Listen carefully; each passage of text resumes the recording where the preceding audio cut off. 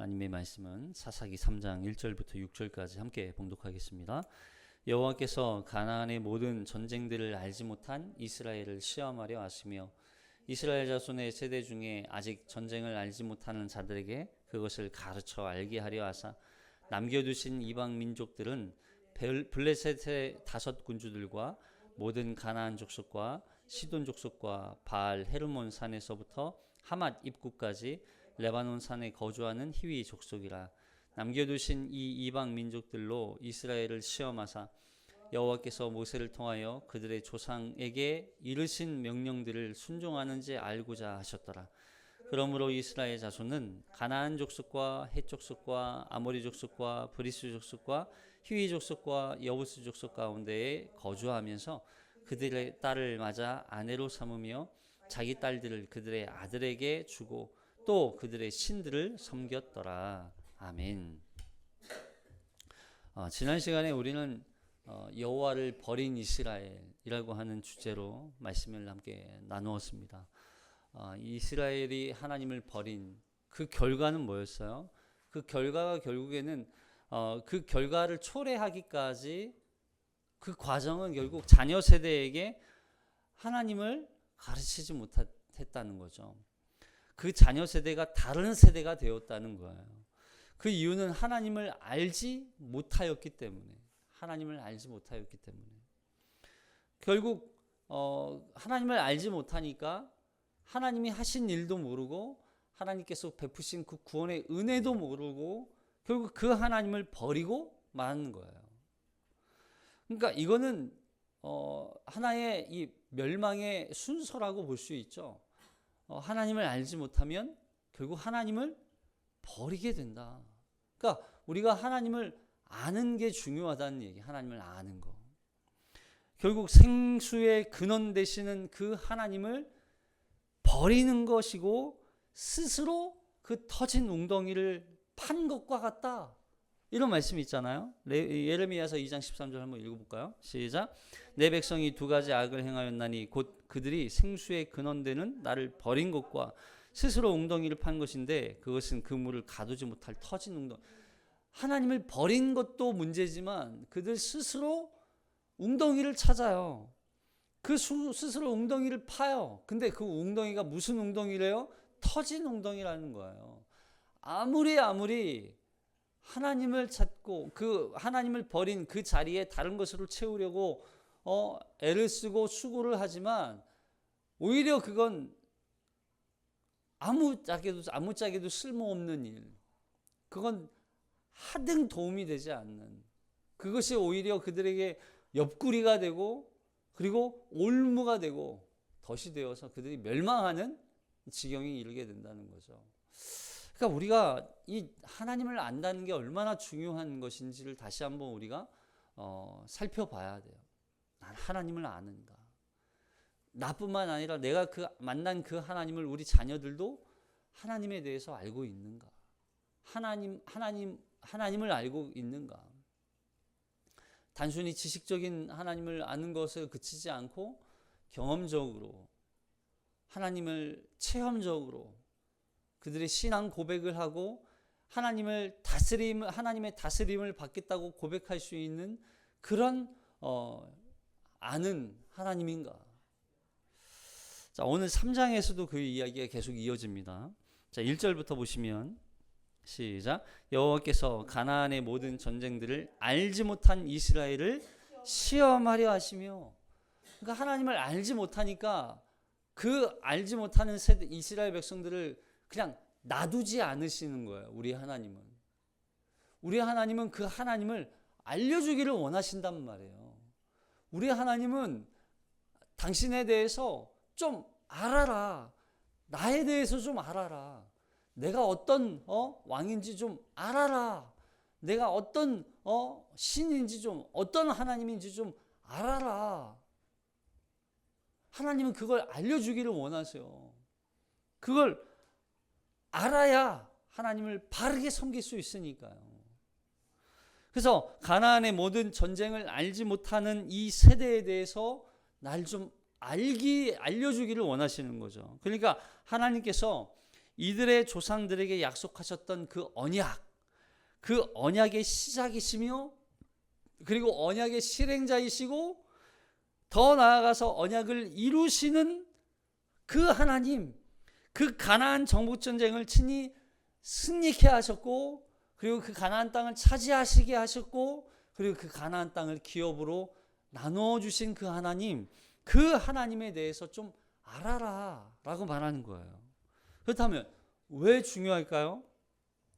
전쟁을 알지 못한다는 말은 다시 말하면 가나안 땅을 누가 차지하게 해 주셨는지를 알지 못하는 거예요.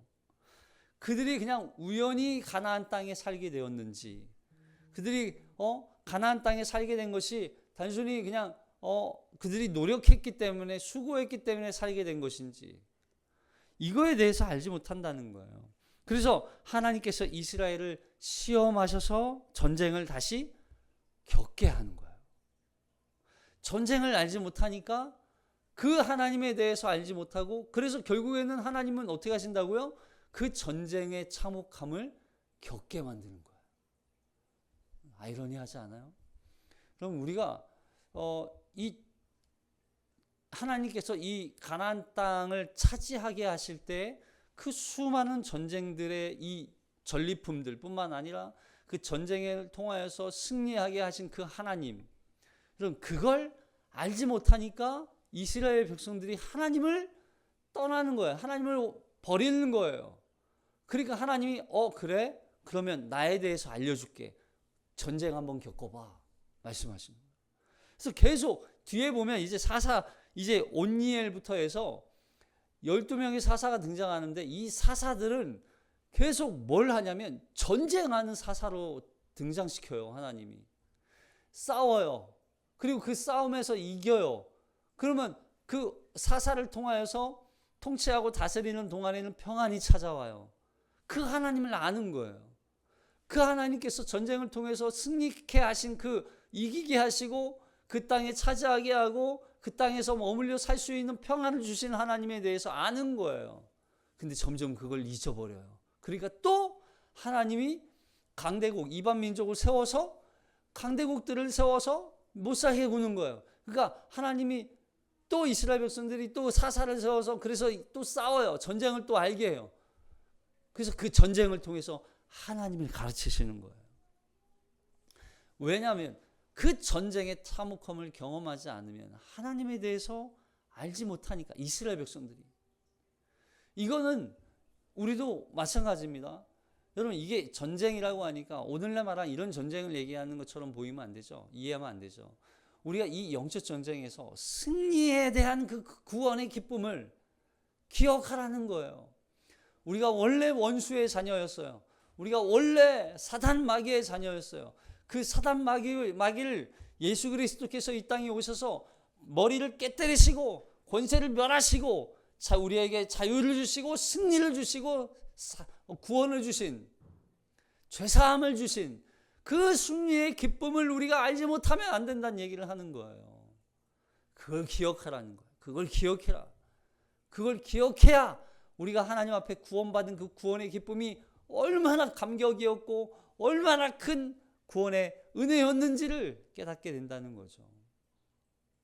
그거 없고 나 구원 받았어. 그건 모르겠고 나 구원 받았어. 그럴 수 없다는 얘기예요.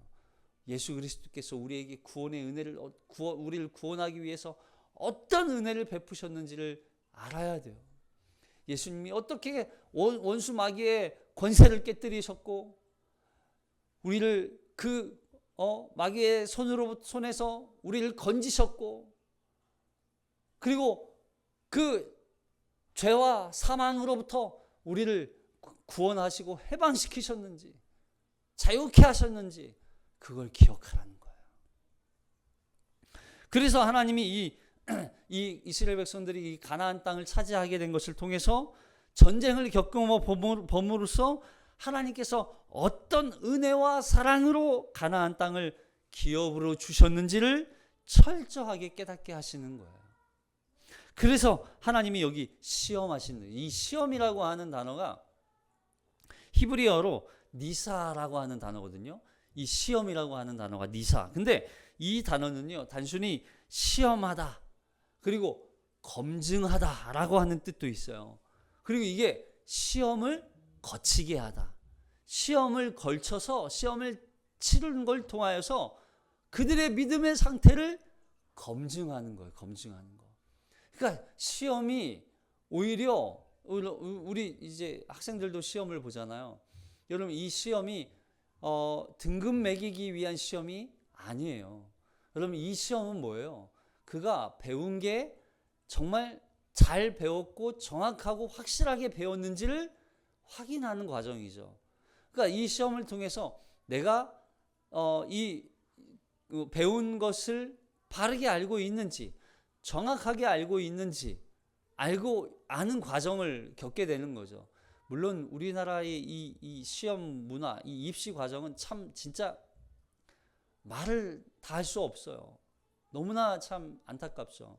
입시 하나로 모든 걸 평가해내는 이 입시 문화가 참 문제지만, 어쨌든 하나님은 이 시험을 통해서 이스라엘 백성들의 신앙의 상태, 믿음의 모습, 그들이 정말 하나님 앞에 순종을 할 의도가 있고 자세가 준비되어져 있는지, 그걸 그 마음의 내면의 상태까지 확인하시는 과정인 거예요.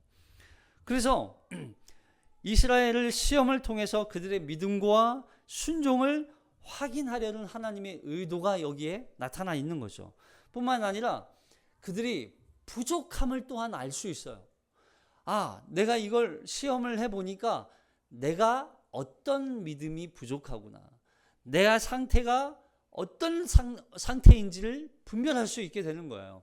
그래서 부족한 믿음의 상태를 확인하는 과정인 거죠.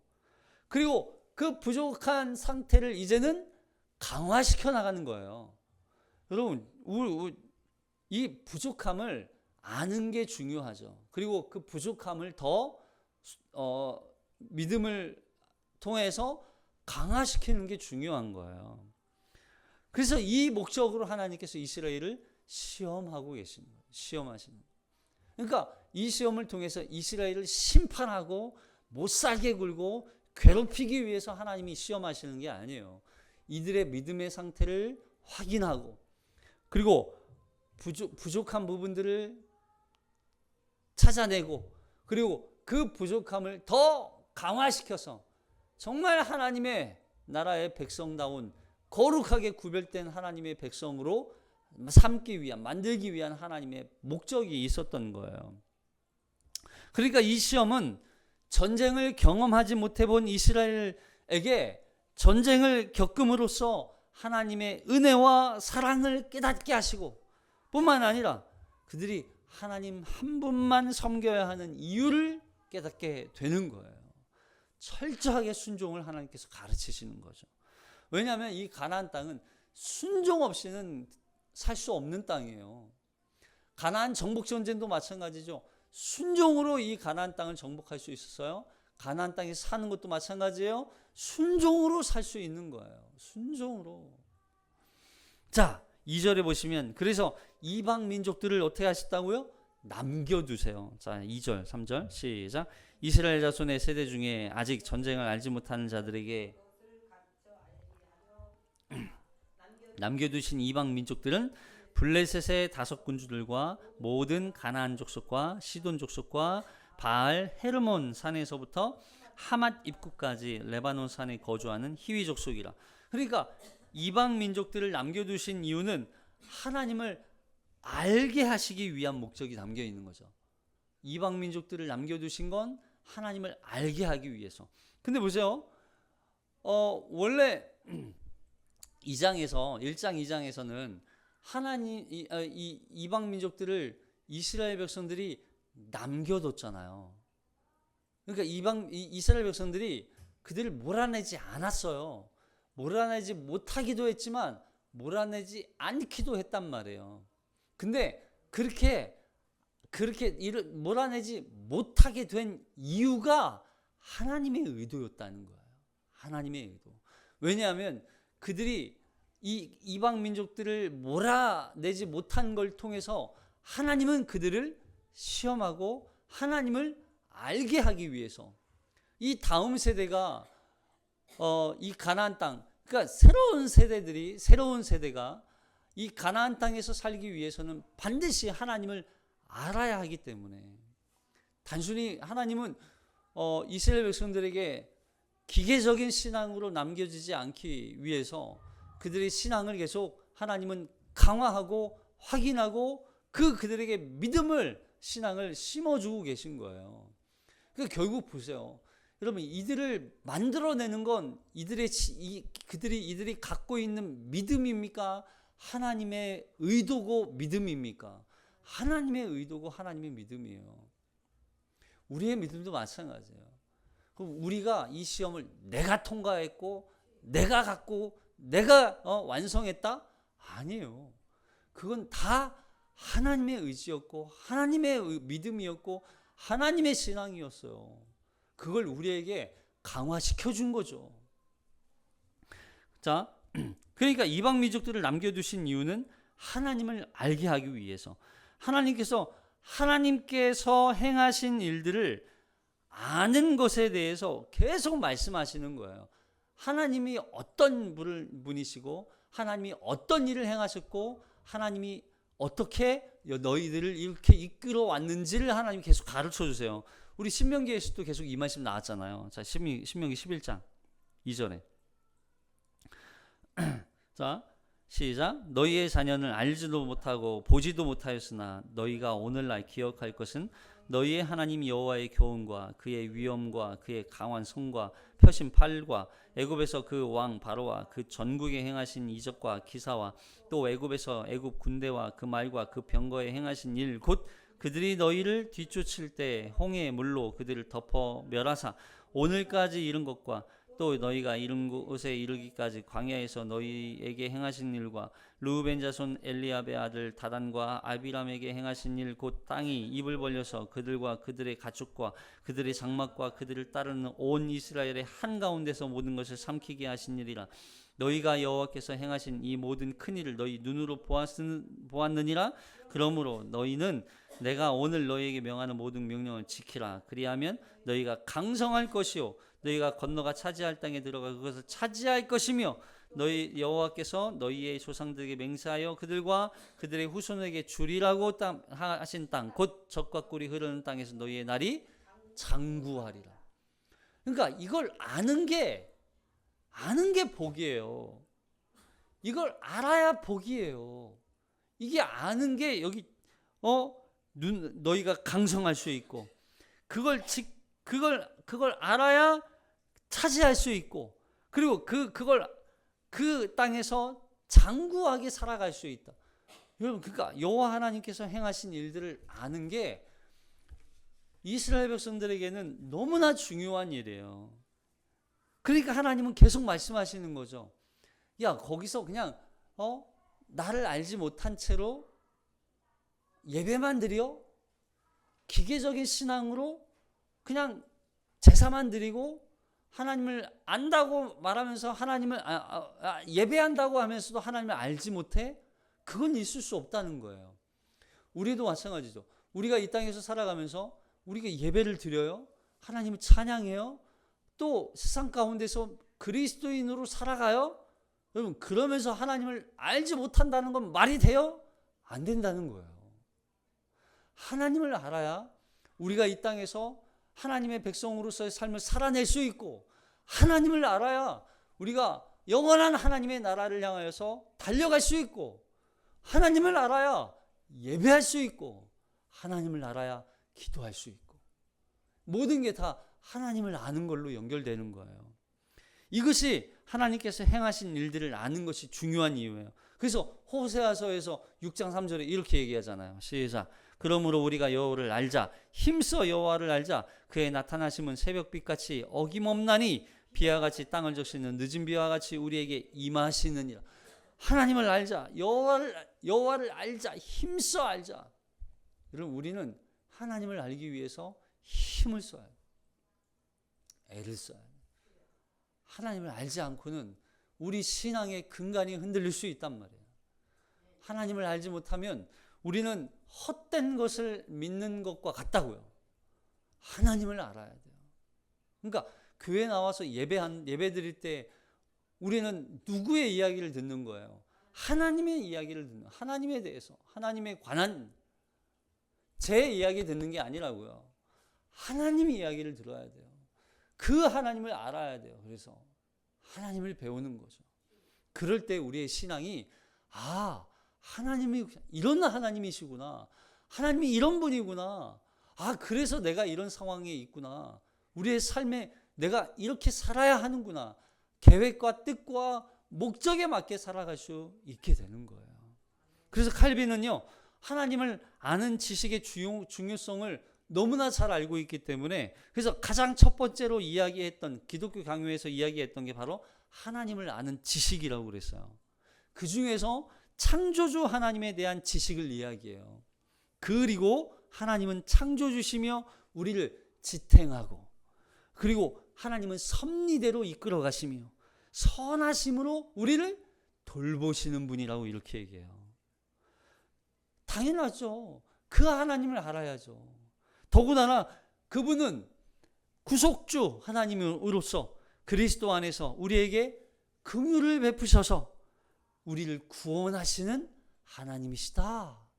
우리를 구원하시는 하나님이시다. 그리고 그 하나님을 아는 지식이 있을 때 비로소 우리 인간의 상태를 비로소 알 수 있는 거예요. 우리를 알지 못하면 그러니까 하나님을 알아야 우리를 알 수 있어요. 여러분, 이 나라고 하는 존재, 인간이라고 하는 존재는요,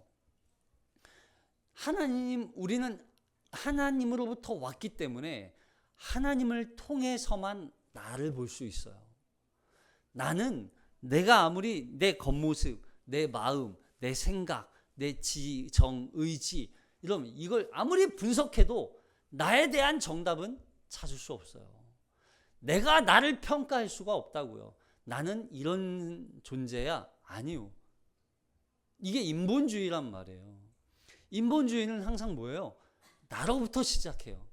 내가 알아야 돼. 내가 깨달아야 돼. 내가 느껴야 돼. 그래서 인본주의 이 결과가 뭡니까 지금? 이 성문제잖아요. 이게 성문제. 내가 느끼는 내가 여자일 수도 있고, 내가 느끼면 남자일 수도 있고, 내가 느끼면 남자도 있고 여자도 있을 수 있고, 내가 느끼는 감정이 여자도 아니고 남자도 아닌 어떤 다른 존재일 수도 있고. 여러분, 이게 무슨 말이 됩니까? 이거 말장난도 아니고. 이게 인본주의란 말이에요. 근데 우리는 인본주의가 아니에요. 신본주의예요. 하나님을 통해서만 나를 알 수 있어요. 그러다 보니까 나를 보니까 내 상태가 온전합니까? 완전히 죄악덩어리입니까? 죄악덩어리라는 걸 깨닫게 되는 거예요. 그래서 기독교는, 우리 기독교는 이 그리스도교는, 또 그런 말이 이상하네. 하나님을 믿는 종교는요, 하나님을 통해서 나를 보기 때문에 이 인간으로부터 출발되는 모든 죄에 대해서 기준을 세울 수 있어요. 하나님의 기준이 되는 거예요. 그래서 우리는 성에 대해서도 하나님이 정해준 성 외에는 다른 성은 없다라고 정해진 기준으로 이야기할 수 있는 거예요. 왜냐하면 나로부터 출발되는 게 아니라 하나님으로부터 출발되기 때문에 그 기준을 우리가 정해 갈 수 있는 거예요. 세상이 이야기하는 건 항상 뭐예요? 인간을 기준으로 얘기해요. 인간을 기준으로. 그러나 우리는 기준이 하나님이에요. 그러니까 우리는 세상을 향해서 하나님의 기준으로 정의와 의의, 공의, 사랑을 이야기할 수 있어야 돼요. 그걸 이야기할 수 있어야 돼요. 자, 그래서 죄로 인해 타락한 존재이며 스스로 하나님을 찾을 수도 없고 하나님을 찾지도 않는 존재, 그런 인간을 그리스도를 통해서만 구원에 이를 수 있게 되는 거예요. 이걸 하나님을 아는 지식이 없으면 이걸 알 수가 없는 거예요. 그래서 우리는 하나님을 아는 지식으로 우리가 더 온전한 사람이 될 수 있다. 자, 그런데 하나님은 이스라엘을 시험하시는 방법이 참 독특해요. 뭐냐면 이방 민족을 이용하세요. 그냥 단순히 나 너희 심판한다 막 그냥 하나님이 진노를 쏟아 부으시고 이들에게 막 저기 애굽에 있을 때처럼 어떤 재앙들을 막 내리시고 고난이 있게 하시고 막 이런 게 아니라 그 방법을 하시기 위해서 이방 민족들을 이용해요. 자, 여기 사사기 3장 4절 시작. 남겨두신 이 이방 민족들로 이스라엘을 시험하사 여호와께서 모세를 통하여 그들의 조상들에게 이르신 명령들을 순종하는지 알고자 하셨더라. 그러므로 이스라엘 자손은 가나안 족속과 헷 족속과 아모리 족속과 브리스 족속과 히위 족속과 여부수 족속 가운데 거주하면서 그들의 딸들을 맞아 아내로 삼으며 자기 딸들을 그들의 아들들에게 주고 또 그들의 신들을 섬겼더라. 이방 민족들을 이용하세요. 이방 민족들을 이용하시는 이유가 있어. 왜냐하면 그러니까 결국 하나님께서 이 이방 민족들을 통해서 이 이스라엘 백성들이 그 땅에 거주하고 있으니까 그래서 그들이 그들의 딸들을 아내로 맞이하고 그들의 그들의 아들들을 또 그러니까 서로 통혼하고 그리고 그들이 섬기는 신을 우상 숭배를 같이 저질렀다라고 하는 거죠. 자, 그러면 왜 하나님이 이방 민족들을 이용하셨을까요? 첫 번째는 이거예요. 모세를 통해서 그들의 조상들에게 이르신 그 명령들을 순종하는지 순종하지 않는지를 보는 거예요. 모세를 통하여서 그들의 조상들에게 이르신 명령들, 그게 뭐예요? 율법이잖아요. 십계명, 계명들, 율례들, 기준들. 그러니까 이들이 살아가는 삶의 기준은 항상 뭐였어요? 율법이었어요. 규례였단 말이죠. 그러니까 그 법칙 안에, 그 법 안에 이들이 보호를 받는 거예요. 여러분, 항상 법은 뭐라고 그랬어요? 그렇죠. 보호의 목적이란 말이에요. 법은 단순히 법은 뭐 이렇게 심판하기 위한 형벌을 내리기 위한 목적이 아니에요. 법은 보호였어요. 보호, 테두리, 안전장치. 그러니까 모세에게 명령한 그 규범들을 지킬 때에는 이들이 그 안에서 안정을 누리고 평안을 누리고 보호를 누릴 수 있었던 거죠. 그 두 번째는 뭐예요? 이방 민족들과 접촉을 금지하고 그들의 신을 따르지 않도록 경계하기 위해서. 그러니까 이방 민족들, 야, 이방 민족들 봐라. 너희가 그토록 쫓아다니고 그들을 따르고 그들이 좋아하고 이들이 옆구리라고 그랬잖아요. 그들이 너희의 옆구리가 되고 가시라는 표현이 아니었다고 그랬죠. 가시를 원어를 보면 옆구리라고 그랬어요. 옆구리. 왜 옆구리가 됩니까? 그들이 옆에 두고 바짝 붙어 그들을 그냥 뗄래야 뗄 수 없을 만큼 그걸 붙들고 살았다는 얘기예요. 근데 그게 오히려 어떻게 돼요? 그들이 이 이방 민족들을 통해서 고통과 압제를 당하는 문제가 된단 말이에요. 요지가 되죠. 그래서 그게 가시가 되었다. 이렇게 표현을 했던 것 같아요.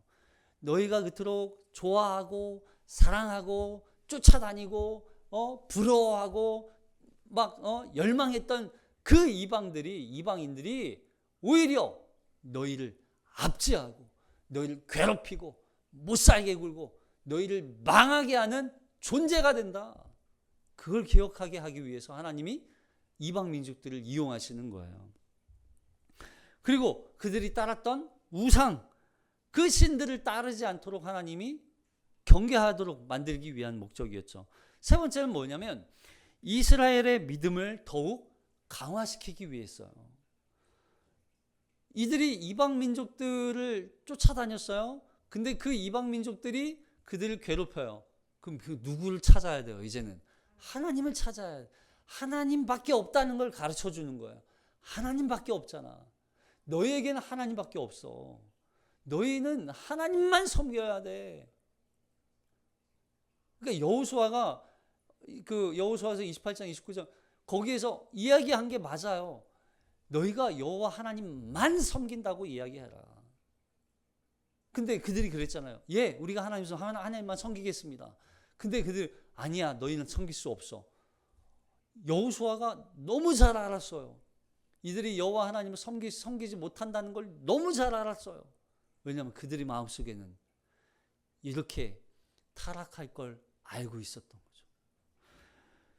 그래서 하나님은 이 이방 민족들을 통하여서 이 이스라엘 백성들, 이방 민족들을 세워서 이스라엘을 괴롭혀요. 압제하게 만들어요. 그러니까 하나님이 사사를 세워요. 그 사사들을 통해서 이방 민족과 싸우게 전쟁을 해요. 그 사사가 이방 민족들을 대적들을 무찔러요. 그러면 사사가 살아있는 동안 그 동안은 평안이 임하게 되는 거예요. 이게 계속 반복되는 거죠. 그럼 결국 보세요. 이스라엘 이 사사들이 원래 이름의 뜻이 뭐라고 그랬죠? 심판자, 재판관 또는 판관자 이런 뜻이라고 그랬잖아요. 근데 이 사사가 재판을 해야 되는데 실제로 재판하는 모습은 많이 등장하지가 않아요. 많이 안 등장해요. 거의 어떤 모습으로 참 독특한 형태의 지도력으로 보여지거든요. 사사는 원래는 심판을 해야 되는데 이 사사기에서는 주로 전쟁하고 싸우는 모습으로 등장을 많이 해요. 오히려 그 재판하고 판관자로서의 모습이라기보다는 전쟁을 수행하는 사람처럼 보인단 말이죠. 그런 모습으로 많이 등장해요. 물론 사사들이 재판관의 역할을 수행하기도 합니다. 그런데 하나님은 이들에게 재판의 역할보다는 사사들을 세워서 마치 적군의 손에서 이스라엘을 구원하시는 그런 역할로서의 사사들을 세우시는 거예요. 왜 이런 모습이 등장할까요? 자, 이게 두 가지예요. 뭐냐면 이스라엘을 심판하기 위한 목적도 있지만 그들이 의지하고 섬겼던 따랐던 이방 민족에 대한 심판도 가지고 있는 거예요. 사사들은. 그래서 이 사사들은 이스라엘을 심판하는 동시에 이스라엘을 압제한 이방 민족들도 동일하게 심판의 도구로 하나님이 이 사사들을 사용하시는 거예요. 그래서 이들은 여호와의 신이 그들에게 임하죠. 여호와의 신이 임하고 그래서 그들이 그 여호와의 신이 임해서 결국 하나님의 감동을 받아 또 하나님께서 특별한 은총을 베푸셔서 어떤 어떤 강력한 군사력을 가지고 압제하는 이스라엘 그 이방 민족들을 쳐부셔요. 이게 계속 여기 등장하거든요. 그래서 여기 첫 번째로 등장했던 사사가 바로 온니엘이에요. 우리 이제 다음 시간에 우리가 볼 건데 온니엘은 어떤 왕과 싸웠습니까? 아람 왕 구산 리사다임과 함께. 이 리사다임이 8년 동안 이스라엘을 억압하고 통치하거든요. 온니엘은 그와 전쟁을 벌여서 이스라엘을 구원했으며 그의 통치 기간이 40년 동안 평안이 임해요. 그러니까 이 온니엘은 가장 모범적인 사사라고 하는 칭호를 얻어요. 근데 온니엘뿐만 아니라 다음에 등장한 에훗도 모압 왕 에글론이 18년 동안 이스라엘을 억압하고 통치해요. 그러다가 이 에훗이 왼손잡이잖아요. 왼손잡이인 에훗은 에글론을 죽이고 모압과 전쟁을 벌여서 결국에는 승리하게 하고 그 통치 기간이 80년. 자, 세 번째 드보라도 마찬가지죠. 드보라도 이스라엘을 억압하던 시스라 장군하고 싸워요. 그래서 결국에는 여서지자로서 시스라를 물리친 사사가 되죠. 그 네 번째 기드온과 300용사 너무 잘 알죠. 미디안과 아말렉의 군대를 물리쳐요. 그러니까 그리고 이 통치 기간이 40년입니다. 40년. 삼손도 마찬가지예요. 삼손도 블레셋과 싸우잖아요. 그 블레셋 손에서부터 구원해내요. 삼갈은요. 삼갈도 미디안과 아말렉의 군대를 상대로 이스라엘을 구원해요. 그리고 돌라도 아모리 사람에게서 이스라엘을 구원해내요. 야일, 가나안 왕 야빈과 그 군대를 상대로 이스라엘을 구원해요. 통치기간 22년. 입산, 아모리 사람에게서 이스라엘을 구원해내고, 또 엘론, 스불론 지역에서 이스라엘을 구원해내고, 압돈, 에브라임 산지에서 이스라엘을 구원해내고, 또 사무엘, 이스라엘을 블레셋 사람의 손에서 구원해내고. 여러분, 이런 선지자들이 전쟁을 통하여서 이스라엘 백성들을 구원해내는 이 모습은 두 가지예요. 항상 누구예요? 이스라엘 백성들이 하나님 앞에 말씀을 순종하지 않고 하나님을 버리고 또 우상을 섬기니까 하나님이 이스라엘에 대한 심판의 목적으로 사사들을 세워요. 근데 그 사사들을 통하여서 이스라엘을 심판하는 동시에 이스라엘을 압제하고 괴롭혔던 이방 민족들, 대적들을 이 사사들이 무찔름으로써 이걸 이스라엘 백성들을 이들로부터 구원해내는 그 역할을 감당하는 게 사사들이에요. 그러니까 이 사사는 이스라엘을 심판하는 동시에 이방 민족을 심판하는 도구로서 하나님 앞에 쓰임 받는 거예요.